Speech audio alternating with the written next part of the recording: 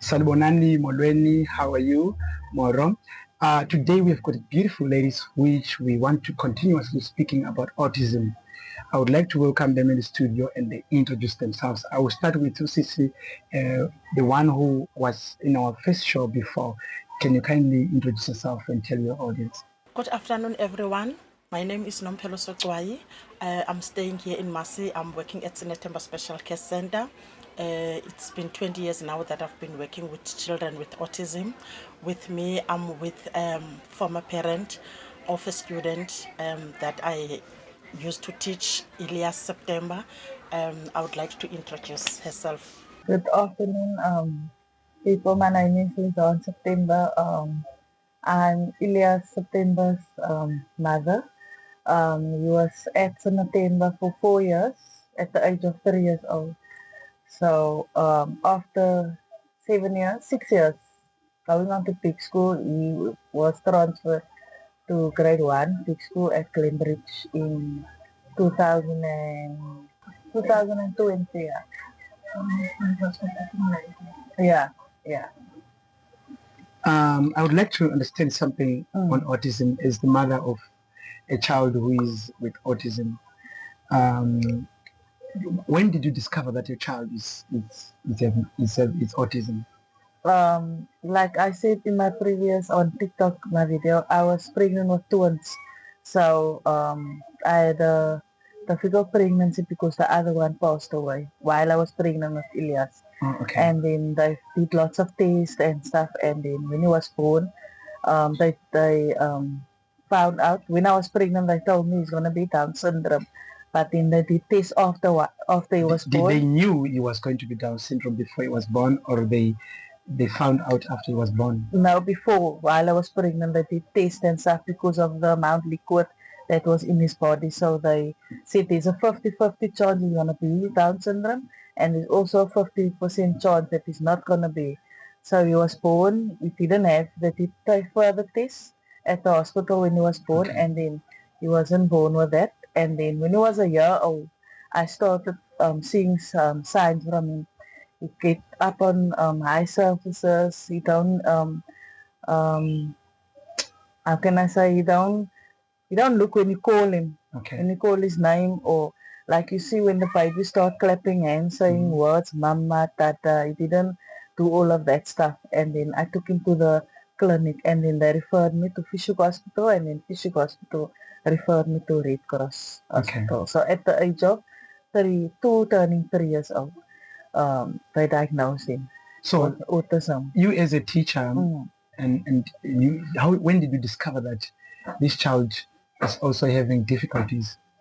When he started at September that year, so he was like, as any new child at the school, he was crying a lot, and then he was not responding to his name. He will sometimes close his ears. As closing his ears, it's one of the signs of the autism. And then he didn't have an eye contact. He was still on a diaper, on a nappy, and then and he was still on a bottle, baby bottle. So because when we assess a child at Sinetemba, we ask the parent to bring doctors reports and all that. So there was a report that the child is autistic. So it's when he started by my class. Okay. So in the family of your husband or yourself, do you have people who are autism? No, not autism, maybe Down syndrome. It's two Okay. that is Down So syndrome. it's the first time you have encountered such a situation. Yes. So can you tell me and tell the audience, how did you deal with the community and your family, your husband, when you had the child who is autism? Most of my family couldn't handle him and still can't handle him. Okay. Then Nompelo will come on weekends. Okay. She will do house visits. She will come ask, do we need help? Can she come visit for the day or something like that? She was very hands-on. She didn't just do it for the money. Like most of the teachers, they will do it for the money. Then they don't go the extra mile and assist the parents. She also introduce us to workshops every Saturday, or one Saturday in a month. Autism Western Cape will come out, and sometimes they don't come, and then she will go further on with the workshop, and she will learn us how to get the child off the potty, of the diaper, Okay. how to potty train, etc. So there's still neighbors that irritate themselves because they are children that will just run into your house Okay. randomly. So they don't understand that they must knock or whatever. They will open your door and just run in your house, and then you get that two random neighbors that I have at home that will chase him out, that will hit him Okay. like that. And the arguments come. I was once I took the police to their house to explain to them, because it's like we explain to them, but it's like we're lying because the child look normal, but it's like the child is naughty. They don't want to believe it. So I went to the police station and I went to go fetch them just so that I can explain to them, look here, the child is this and that and that. Okay. And then, but So it didn't it's- stop. It just It's actually continued. it's actually a difficult situation for other people to understand. Yes, because there's no awareness. There's no, like you see, like HIV and AIDS, TV. There's a lot of Yes. adverts on the TV Mm. of that. But there's Awareness, no, yeah, autism. there Yes. is autism awareness, but it's mostly Facebook, TikTok, Okay.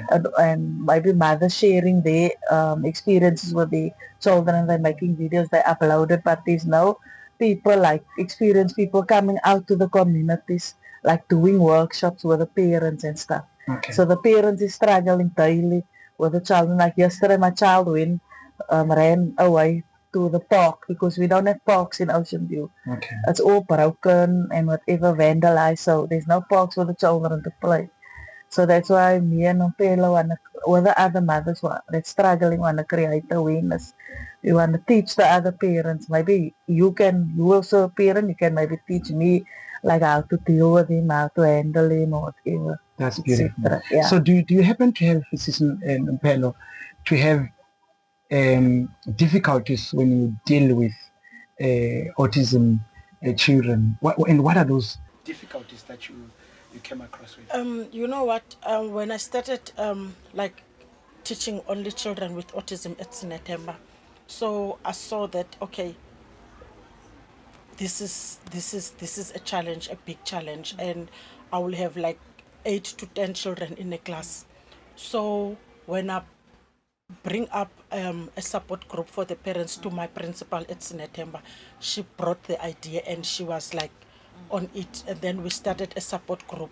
So once a Saturday a month or twice in a month, I will call the parents in.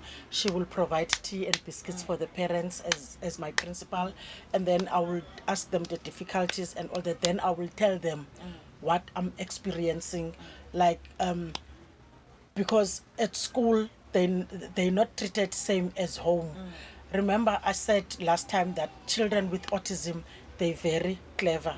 You know, they know what they're doing, and yeah, about that, yes. you know. So at home they will like catch it that okay, I think I'm special, and then they use that Advantage. to their advantage, that they manipulate the parents and all that.